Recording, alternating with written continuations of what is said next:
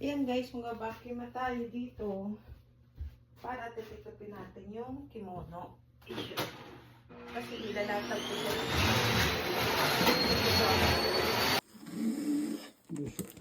Ayan. Oh, sushi. O sanay no? Siya po ay, siya po ay dumiretso na rin sa palengke. Ayan guys, ito pan-summer yan. Pan-summer na kimono. Nakalimutan kong tiklopin. Ayan, itatago na natin yung mga pan-summer.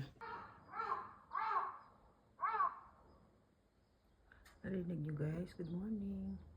Pakinggan nyo yung uwak. Ang ingay-ingay niya. Bakit kaya?